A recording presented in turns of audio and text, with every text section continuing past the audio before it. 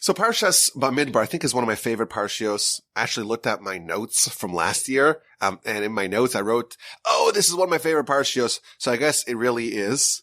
And, on the surface it seems kind of bland. But when you examine it, and you try to study it deeply, I think you are exposed to some of the richness and the beauty of our Parsha. The Parsha, and really the book, is called Numbers, and there are a lot of counting and numbers and tallies and censuses. That's how our Parsha begins. The Jewish people are counted. It's not the first time they've been counted. Rashi tells us, the first comment in the book, Rashi tells us, when they left Egypt, they were counted. After the golden calf, they were counted again. And now that God wants to dwell amongst them, he's going to count them a third time. We will be counted again in this book at the end of the 40 years in the wilderness. And the way they're counted is important to know. Every individual gives a coin, and the coins are tallied. We don't count Jews directly. And Moshe and Aaron, with the heads of the tribes, they are counting the nations on a tribe-by-tribe basis. In chapter 1, we read about the tallies. The tribe of Reuben, 46,500. Shimon, 59,300. Gad, 45,650. Judah, 74,600. Yisachar, 54,600. Zevulun, 57,400. Ephraim, 40,500. Manasseh, 32,200. Benjamin, 35,400. Dan, 62,700. Asher, 41,500. Naphtali, 53,400. That's like the first chapter of the book, the details, the counting, all the people of these tribes from the age of 20 to 60. And by the way, those numbers, yes, they are on the test. You have to memorize them. But all kidding aside, we read that, your eyes glaze over. It seems so bland. But that's how our Parsha begins. And we're told that the Levites are not counted. They're designated for God. They are in a class on their own, though indeed they will be counted later on. That's chapter 1 of our Parsha.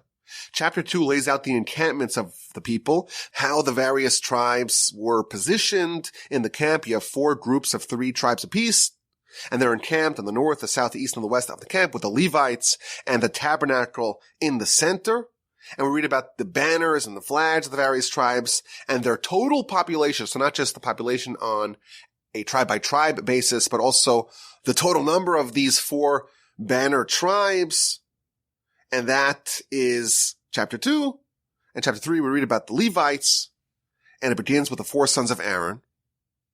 Aaron, of course, is a Kohen, which is the one special family amongst the Levite tribe. And we read about his 4 sons, Nadav and Avihu, Elazar and Isamar, and it revisits the tragedy of the death of Nadav and Avihu in the book of Leviticus. We are reminded that although Aaron had 4 sons, 2 of them died before God when they offered a sacrifice, an unauthorized sacrifice, a foreign fire before God. Ubanim lo hayu lahem, and they had no children, so they had no continuity.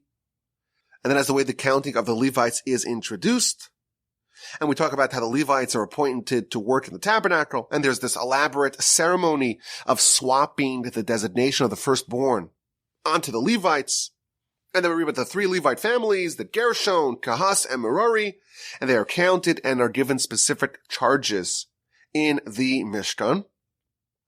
I would be remiss if I did not mention the Rashi that we discuss every year. Every year we get to Parshas Bamidbar, we have to discuss this Rashi. I call it my bumper sticker Rashi, the one Rashi we would put on a bumper sticker. The verse tells us that Moshe is in charge of counting the Levites, and he has to count them from the age of 1 month. Unlike the Israelites who are counted from the age of 20, the Levites, at the age of 1 month, 30 days, that is when they are counted. And Moshe listened. The verse tells us that Moshe counted them al pi Hashem, as per the word, as per the instruction of Hashem. So there's an amazing Rashi here. This is in chapter 3, verse 16. Moshe complained to God, to count the Israelites. It's not so hard. You need someone who's 20 years old. They're up and about. They're an adult. They're mature. But how do I count small, suckling infants of the Levites? How do I know how many infants there are, how many babies there are in the Levites. They're not actually hanging out in the center of the camp.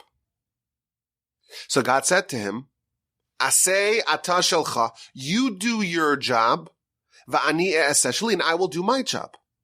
I told you to count, you go count. How it's going to work out, if you can't do it, well, that's on me, that's not on you. Let me do my job, you do yours, and I'll do mine. So Moshe went to every tent, and he counted all of the people that he was able to count, and once he got to the tent and was at the point where he couldn't count the people that he still needed to count, a heavenly voice, a prophetic voice, announced how many babies there were in every tent. And thus the verse tells us that Moshe counted them as per the word of God, meaning he got like a divine assist. God helped him count the babies of the Levites, and he did it as per the word of God. But this Rashi, this amazing Rashi where Moshe is complaining, I can't do, you give me a job I can't do. This is a mission that you're entrusting me with, and I'm not able to do it. And God says, well, if you can't do it, then it's my job. Anything that you cannot do is my job, and don't worry about my job. You do yours, and let me do mine. This is my favorite Rashi. We have to mention it. So again, we're in chapter 3. The Levites are counted. They're swapped with the Israelite firstborn. The firstborn are redeemed with the 5 coins. And the Parsha ends with the Levites who were of prime strength, so from the ages of 30 to 50, and they were in charge of the transport of the various parts of the Mishkan. It tells us about the transport, the responsibilities of the family of Kehat, and next week it picks up with the family of Gershon and Merari, and that's our Parsha.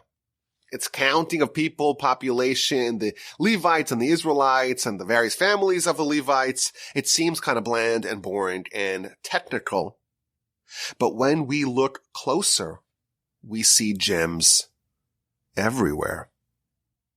In previous years, we focused on how every individual is uplifted. The term, the verb used by the Torah to describe counting is se'u, which means to uplift.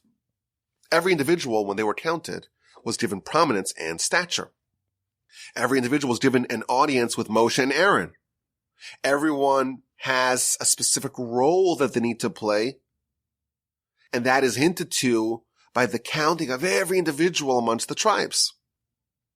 Now, 2 years ago, you may remember, on Parshas Bamidbar, we unveiled the grand calculation of the 600,000 letters of the Torah, and we talked about how every individual soul corresponds to a letter in the Torah, and we're all vital and indispensable. And just like if you have a Torah scroll missing one letter, the Torah scroll is invalid. So to the Jewish people, the Jewish nation, each one of us is so critical and fundamental and indispensable. We are all needed.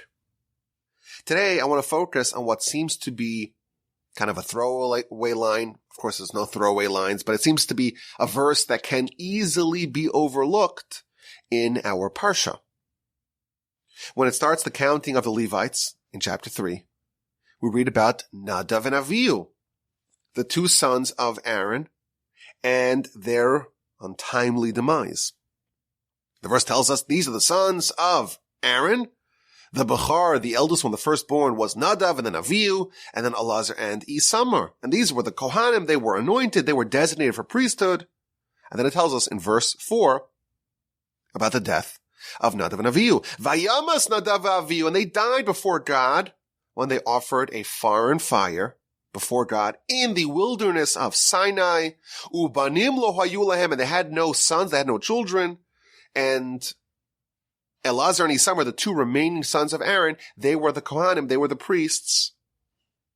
On the face, so to speak, of Aaron, their father, they were the survivors.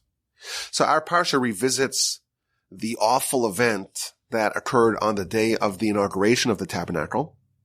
And we first read about this, of course, in Parshas Shemini a couple of weeks ago. This was the day after months of work, the Tabernacle has been completed, and God is finally going to dwell amongst us. And you have this terrible, tragic story where Nadav and Avihu, the 2 princes of the Jewish people, the heir apparents of Moshe and Aaron, the crown jewels of our nation, they brought an unauthorized sacrifice. They brought an unauthorized offering into the Holy of Holies, and they were killed by a fire that descended from heaven. This is in Leviticus chapter 10.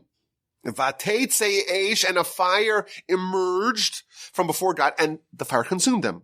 The Talmud tells us, quite memorably, that 2 ropes of fire emanated from the Holy of Holies, and those 2 ropes split into 4, and they went into the 2 respective nostrils of each of Nadav and Avihu, and it consumed them.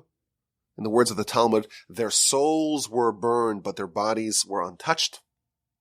Sreifas neshama v'guf kayim, their neshama, their soul was burned, but their body was untouched. But this is such a shocking development. And everyone's trying to grapple with the story, trying to figure out what happened. And of course, it's important not to evaluate it with infantile simplicity. These are not just 2 overeager thrill seekers, 2 whippersnappers who wanted the rush of offering an unauthorized sacrifice and died as a result. In fact, quite the contrary. In the aftermath of this tragedy, all the way back again in chapter 10 of Leviticus, Moshe comforts Aaron, and he tells him that these 2 people, Nadav and Avihu, the 2 people that your 2 sons, your 2 eldest sons, were actually greater than you and me, than Moshe and Aaron. And Rashi explains that Moshe was anticipating some sort of tragedy. He was expecting God to become sanctified through those who were close to him. And he tells Aaron, I thought that you and me, one of us, or maybe both of us, were on the chopping block. But it turns out that your 2 sons, Nadav and Avihu, were even greater than you and me.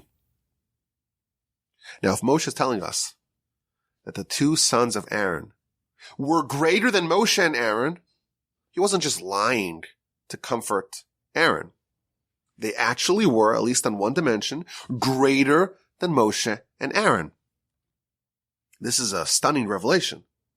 We have 2 people here, greater than Moshe and Aaron, on one dimension. They're dying, or they died in such a shocking way on the very same day as the inauguration of the Tabernacle.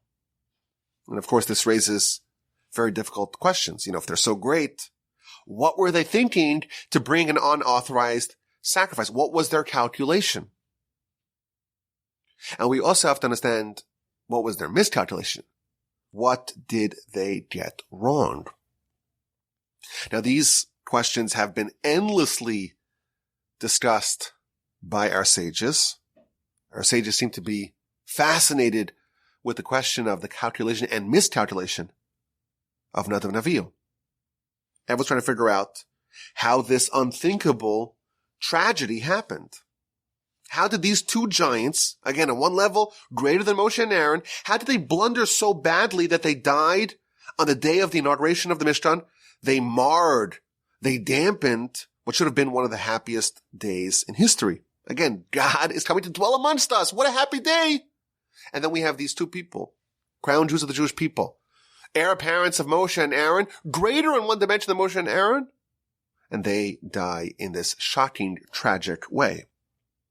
So the sages are all discussing this question, and there doesn't really seem to be a consensus among the sages. And I made a list here of all the various reasons and explanations and justifications and rationales offered by our sages. Everyone's trying to figure out the reason for their demise. And it doesn't seem to have, a fundamental idea that everyone can get behind. So for example, you look at Rashi back in chapter 10 of Leviticus. He offers 2 explanations. The first one he says is that their mistake was that they ruled without consulting Moshe. They preempted Moshe in rendering a ruling. They should have consulted him, and they didn't, and that was their flaw, and that's why they died. Alternatively, Rashi tells us, they were drunk. They walked into the Holy of Holies inebriated, and that is why immediately after recounting their death, the Torah tells us that you cannot come into the Holy of Holies, or into the temple really, under the influence. Now you look at the Midrash offers other justifications for this disaster. Says the Midrash, this is in Vayikra Rabbah 26, There are 4 reasons why Nadav and Avihu died. Number 1, they entered the Holy of Holies when they should not have entered. Number 2, they offered an offering that they should not have offered. Number 3, a third reason, is that they brought a foreign fire, meaning that they brought a fire from the wrong location. They used an unsanctified fire as opposed to a sanctified fire. Finally, number 4, because they did not consult with each other. They each operated independently. Continues the Midrash, and it adds even more reasons. And again, it says something that we've heard before. They were drunk. That's the first reason in the additional reasons of the Midrash. Alternatively, they came with insufficient priestly vestments. They weren't wearing the complete suite of garments that the Kohanim need to wear. It says they were missing the me'il, which is like the robe. Or maybe they didn't wash their hands and feet when they walked in. Or maybe because they had no sons, they were not married, or they had no sons. Another Midrash attributes their death as a delayed punishment of what happened at Mount Sinai when they experienced this high level of prophecy, but they ate and drank, meaning they didn't have the proper amount of reverence for that experience. There are so many reasons here offered. Everyone's trying to figure out this question. Why did these 2 giants, why did they die? So we have Rashi and the Midrash, and the Talmud adds something else. This is the Talmud, the book of Sanhedrin, page 52a on the bottom. The Talmud says that Moshe and Aaron were the 2 leaders of the Jewish people. And they were walking. Maybe they were talking, consulting. And behind them were Nadav and Avihu. And behind them were the rest of the Jewish people. And Nadav and Avihu were talking amongst each other, and they said, when will these old people finally die? These 2 old people, Moshe and Aaron, when will they finally die so you and I can lead the nation? And God said, so to speak, oh, is that what you think is going to happen? Let us see who dies first. Let us see who buries who. You think that, let them finally die already. Come on, kick the bucket already so we can lead. Actually, they will bury you. Concludes the Talmud. This is like the old saying that people say that the old camels are carrying on their back the carcasses of the young camels. So this is another reason offered by our sages in the Talmud that Nadav and Avihu were impatient to assume leadership roles. And as a result of that, because they were saying, when will these old people finally die? They were buried by Moshe and Aaron. Now, if you read what our sages say about Nadav and Avihu, this is like a very long list of crimes allegedly committed by Nadav and Avihu. And you read them, and it makes them sound like real villains. But the truth is the exact opposite. The Midrash points out that there are 4 places in the Torah where the death of Nadav and Avihu is recounted. Parsha Shmini when it happened, Parshas Achrei Mos, also in Leviticus when the Torah continues the narrative. And in our Parsha, Parshas Bamidbar, and later on in the book of Numbers, chapter 26. And in every instance where it talks about the death of Nadav and Avihu, it talks about the sin of Nadav and Avihu. And the reason for that is to not make the mistaken assumption that they had all kinds of sins. It explicitly links their demise to their mistake to tell us that this is the only mistake that these 2 luminaries, these 2 giants made. And no one could come and claim that there are other unknown and unmentioned sins that contributed to their death. This was it. And even this mistake, there doesn't seem to be a consensus. Our sages are struggling to find what exactly they did wrong. It's not so clear-cut. It's hard for a consensus to emerge because our sages are scrutinizing so hard, just squinting to try to find something wrong with them. And our sages tell us that we read about the death of Nadav and Avihu on Yom Kippur, and we are encouraged to cry over the demise of these 2 princes. And someone who cries tearfully on Yom Kippur when they read about the death of Nadav and Avihu, their sins will be atoned for, will be expiated. and their children will not die in their lifetimes. These are absolute giants, and their death is a great mystery, and even today we're crying over it. We're so perplexed by it, we don't understand it. I was thinking that maybe this is one of the most consequential events or moments of our history. Moshe tells us these two people were greater than Moshe and Aaron. What would our nation look like if they were able to succeed Moshe and Aaron? If we had two luminaries who were even greater than Moshe and Aaron to succeed them, I feel like our nation would look really different. And that's why it's something that we revisit so often and we cry over, because it is such a tragedy for our people. And we have to acknowledge, of course, that we don't fully understand what exactly went on. It is beyond us. But of course, here at the Parsha Podcast, that won't stop us. We're going to try to figure out. We're going to try to throw in our 2 cents on this question. And actually, I did look at some of my old notes in Parsha Shmini of last year. In an episode titled Find Your Breach, we suggested an approach to understand what went wrong here with Nadav and Avihu. But today, we will suggest a different approach. Something that I think maybe connects some of the various explanations offered by our sages to unify them into one theme that really underlies all the ideas featured in our sages. So the sources, they offer us so many disparate, so many varied reasons to explain where Nadav and Avihu went wrong.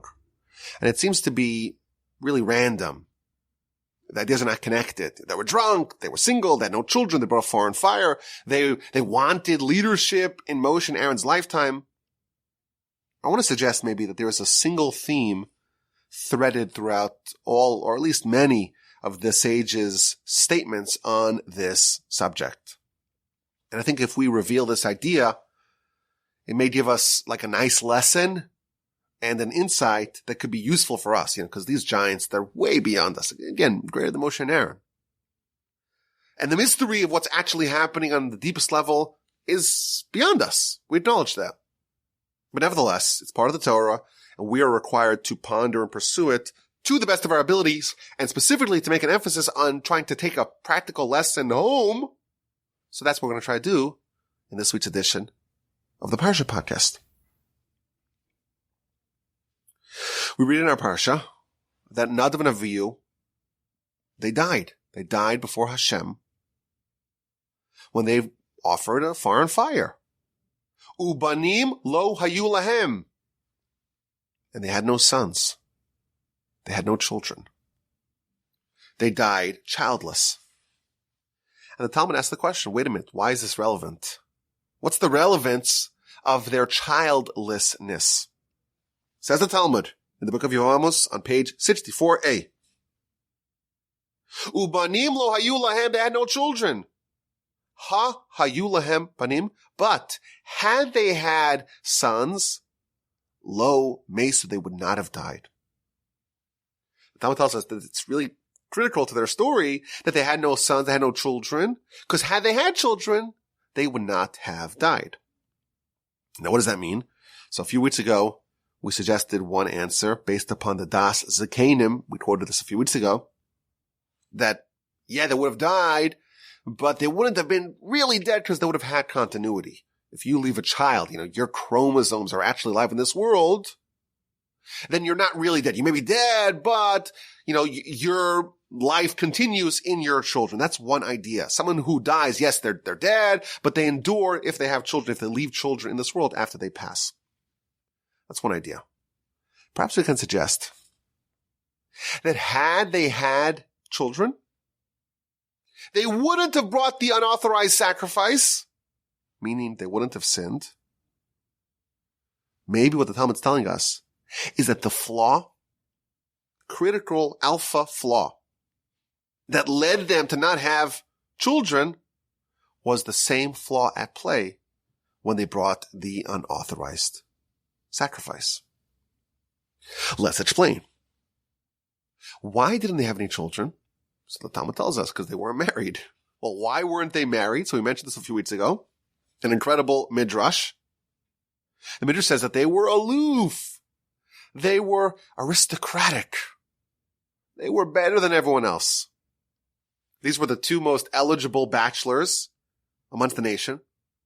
And all the young girls were waiting out. I'm waiting out. Maybe I'll be a candidate to marry Nadav or Avihu.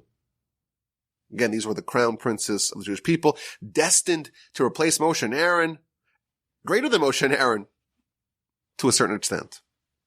The absolute best, choicest products of our people. And Nadav and Avihu didn't want to get married.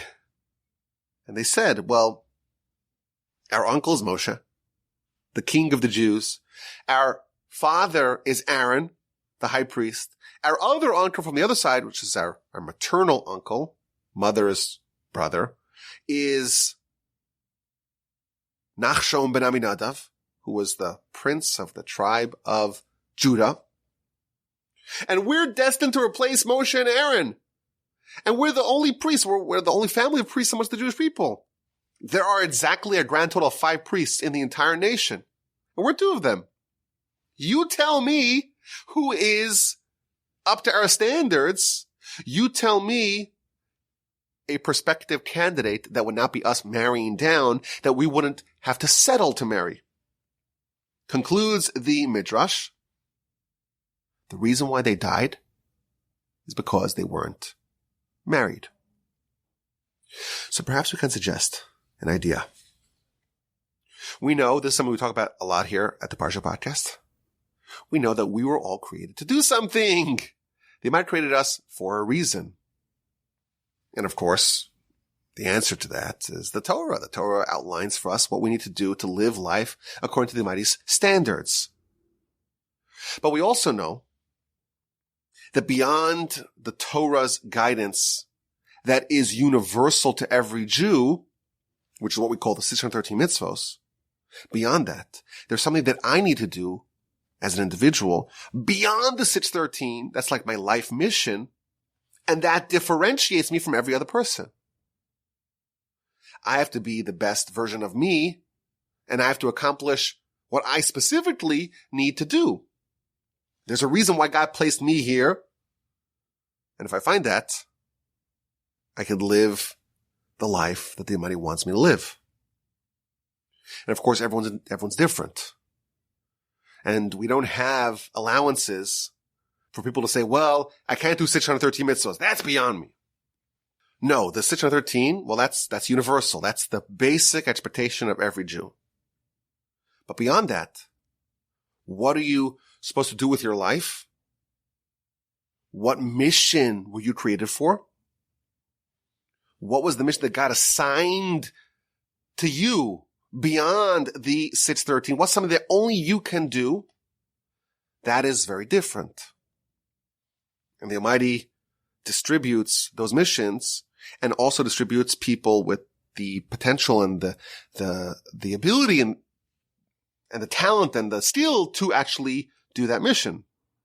So some people have greater potential because they have outsized responsibility due to their greater ability. But regardless, the Almighty expects you to do what you can do given your qualities. That's an idea we talk about a lot. But we also know that God will position a person to enable them to accomplish that mission. Meaning that the situation that you find yourself in, the circumstances of your life, the orientation of your life, the time and place in history, the whole background, the whole setting of your life, that's the arena in which you can accomplish what you were created to do. So again, we have the 613, and that is universal across the board. Ever since Sinai, the Jewish nation has committed itself to do that, and that doesn't change. But beyond that, there is an individualized mission, something which is unique to us individually. And that is very wildly different. Every individual is individually tailored by God to accomplish what they need to accomplish. Nadav and Avihu, the two sons of Aaron, they were destined for really great things. But perhaps their flaw was that they were reaching to accomplish their greatness. They sought to change their environment in which they were in. They wanted to kind of batter through the limitations that God placed upon them. They wanted to really get that greatness, and they wanted to leave the setting and the state in which God placed them in. They did not accept the environment that God placed them in and say, well, this is where God placed me. Let me do what I can here. Let me make the most of my circumstance and my ability. Instead, they sought to alter their state to be able to achieve their greatness. And that was their flaw. And I think that idea, that general principle fits into a lot of what our sages are telling us. They were drunk. So you read that today, you're like, oh, they're playing beer pong. They're doing shot for shot, drinking for the thrill. Of course not. You can't tell me that there's someone who is, on any dimension, greater than Moshe and Aaron who's just getting drunk for the thrill of it. Can't be. I think what's happening here, what happened there, is that our sages are trying to explain to us that they sought to alter their state to be able to achieve a higher level connection with God. They weren't satisfied with their state. They wanted something bigger. They wanted something beyond. And that's why they drank. And that was their flaw. You don't need to alter your state in order to achieve your purpose. Again, they were greater than Moshe and Aaron. They would have succeeded them after Moshe and Aaron passed. But that time did not quite arrive yet. During Moshe and Aaron's lifetime, what was the situation in which Nadav and Avihu were placed? They were placed in a situation where they needed to be subservient to Moshe and Aaron. Aaron and Moshe are walking, and they're walking behind them. And notwithstanding the fact that they're greater, the situation that God placed them in was one where they had to walk behind them. That was the position. That was the environment. That was the circumstances. That was the setting in which God placed them in. And they wanted to alter it. They're strolling behind Moshe and Aaron, and they're lamenting the fact that they don't quite have yet the leadership reins.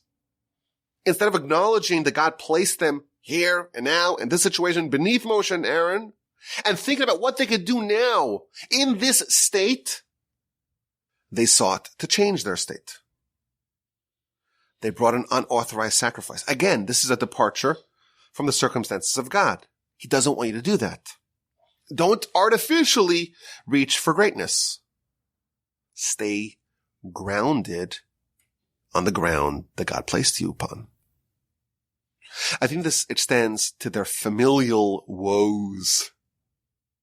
They did not think that any woman was good enough for them. And you know what? There's a really good case that they could make. But God is the one who puts man and woman together. Perhaps their flaw was the same idea. They forgot that the Almighty puts you in a given place and wants you to live in that place and in that situation and in that circumstances and do what Hashem expects of you in that situation. And He assigns a job for you, and He arranges a wife for you. There will be someone for you. You were not created to be alone. What would have happened had they got married? They would have settled, right? Because there's no one who can match them. Every conceivable spousal candidate would be something that's just, if you just objectively weigh it, they're just not as great as Nadav and Avihu. But that would be a tacit acknowledgement of the fact that we need to do what we can in the environment in which God places us. Had they recognized that, had they had that perception, they wouldn't have made that blunder and they wouldn't have died. We are in the run-up to the festival of Shavuos, and there is an ancient custom to study the 48 ways to wisdom as featured in the 6th chapter of Pirkei Avos. You know, the days between Pesach and Shavuos, we get ready for Torah. And there are 48 different ways to receive Torah. And it is a widespread custom to study those 48 ways during the days between Pesach and Shavuos. One of those ways is Hamakir es Mekomo, someone who knows his place. What this means is you recognize the place in which you were placed, the location, the orientation, the setting, the environment in which you were placed. If you know that, and you recognize that this is where God wants you to be, and this is where you can achieve that greatness that you're destined to accomplish, if you know that and recognize that and embrace that, that's a way to get Torah. Perhaps this was their flaw. They sought to find a different place in which to operate. They thought that their greatness would be achieved in a state other than the state that God placed them in. And therefore they tried to leave their place, to leave their circumstances, instead of realizing that their destiny would be achieved exactly where God positioned them. And maybe we can even say that this idea really fits in nicely with some of the other themes of our Parsha. So for example, our favorite Rashi. Maybe we shouldn't say that. We don't have favorite verses or favorite Rashis, but a Rashi that we really love that we want to put on a bumper sticker. Do your job, not God's job. It's God's job to set you up, to position you, to put you in a place, in an environment, in a setting with the tools, with the abilities, with the qualities, with the background, with the complete package of what you need to do to accomplish your mission. That's God's job. What's your job? Your job is to execute in that structure, in that universe, in that world. Perhaps we can say, Nadav and Avihu, to a certain extent, they wanted to do God's job. And that was their flaw. My grandfather used to always say that the happiest blessing that we say every day is the morning blessing, She'asa li kol tzarki. God made for me all of my needs. If you realize that in every area of your life, in your material and financial and intellectual and social and cultural and cognitive abilities, spiritual abilities, God made for you everything that you need. And again, it's important to stress, this does not mean that someone can say, well, I can't do the 613. This is all talking about beyond the 613. Beyond the 613, once we're talking about what is my unique individual contribution to existence that only I can do, whatever that is, I have all my needs. That is part of God's job. Don't do God's job for him. He knows exactly how to best position you. He did a great job and he prepared everything you need. And he prepared the footsteps of man. You don't need to leave a situation. You don't need to find a different place, so to speak. Don't do God's job. He can do it very well. Don't need to alter your state to accomplish your greatness. Samuel told Saul that he had the opposite problem. Saul's almost the opposite of Nadav and Avihu.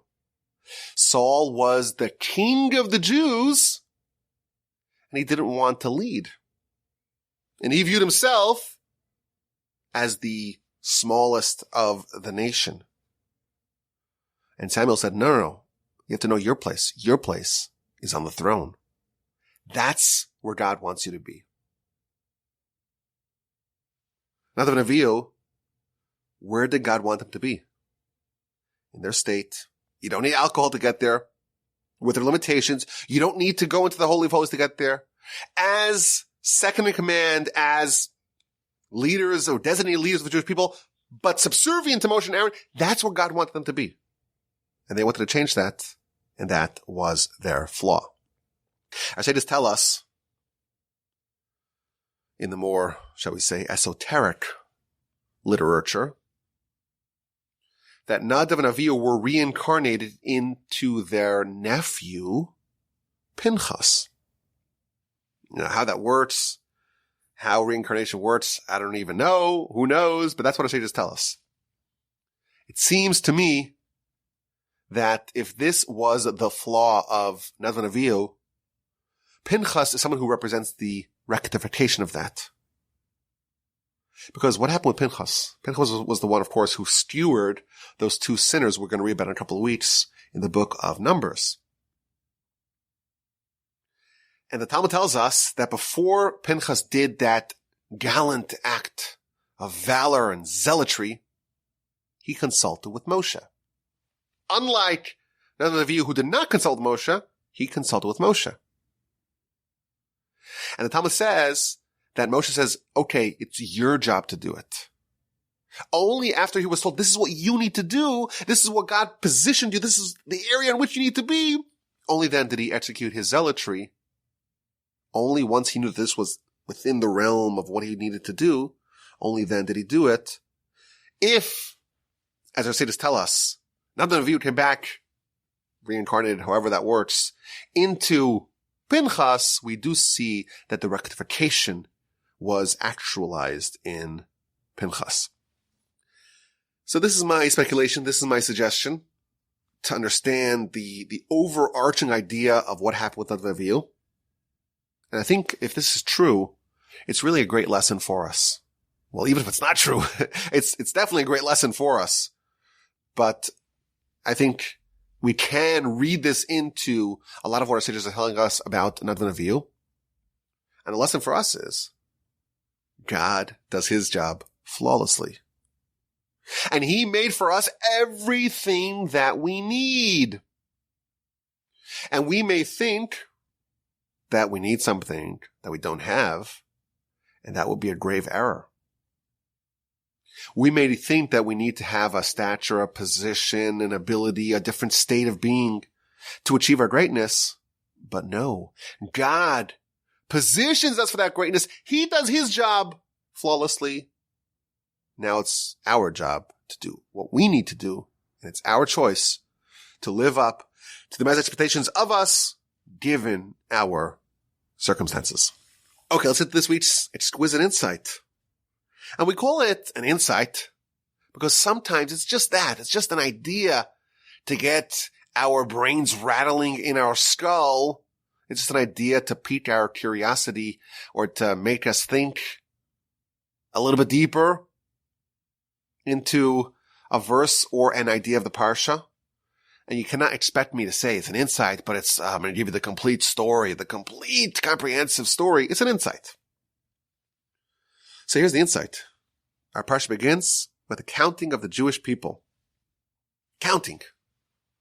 Now what's the verse that talks about the counting? Kol zachar legulgilosam. Every male legulgilosam, which means, it means their skull, their head. So even the literature talks about, well, what if someone's born a Siamese twin?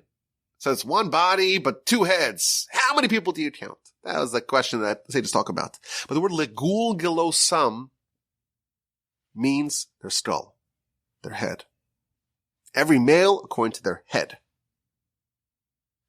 The Kabbalists tell us something a little bit deeper. Moshe is counting all the Jews, legulgilosam. The word gilgul means to roll, just like, a head is kind of spherical. I guess it could roll.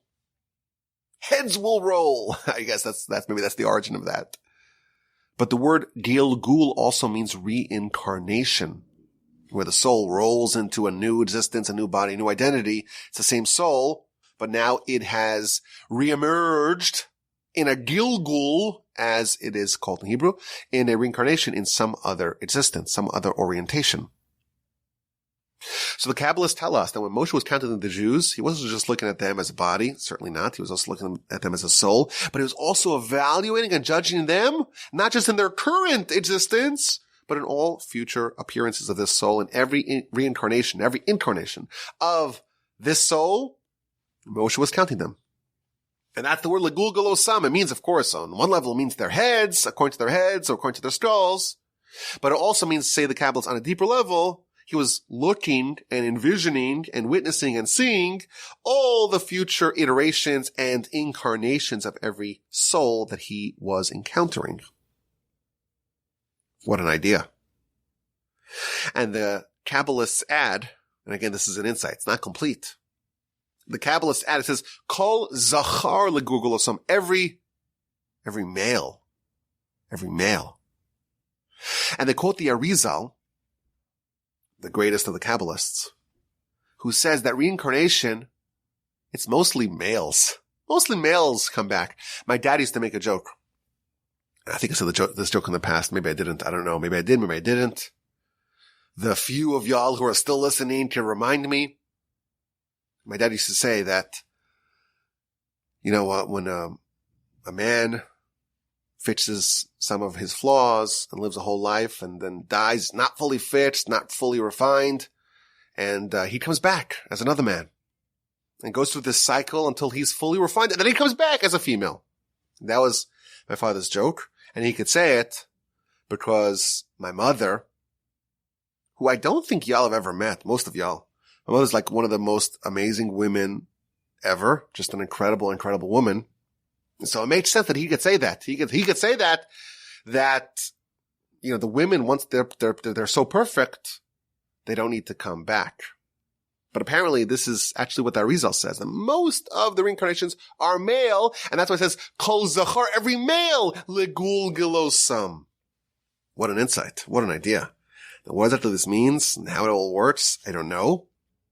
I will tell you that I am working on this intriguing and tantalizing subject, the subject of reincarnation, in one of my other podcasts. You're listening right to the Parsha Podcast. But there's another podcast that I am fortunate enough to host called Torah 101. And we're talking about these esoteric and arcane and eschatological ideas of what happens after you die and reward and punishment and the afterlife. And one of the modules that I'm working on is reincarnation. So I'm going to share what I know or what I discover in that. But this is just an insight. It's not complete. I didn't promise you a comprehensive insight. It's an exquisite insight. And I hope you enjoyed it. To me, it rattled my skull. Not just my skull, the gulgulosam, it's kind of rattling. I thought it was interesting. I figured I'd share. If you don't like it, send me an email. If you do like it, send me an email. Email address is rabbi@whatchabout.com. I thank you for listening. Thank you so much for your friendship and your listenership and your kindness. Have a great day. Have a fantastic week. And have a splendid, stupendous, phenomenal, wonderful, peaceful, inspiring, invigorating, uplifting, peaceful Shabbos and Shavuos upcoming. And please God, we'll all have an incredible Yom Tov, an incredible festival. We will all get in the zone of reenacting the sign of revelation, reenacting the receiving of the Torah. And please God, we will talk again next week.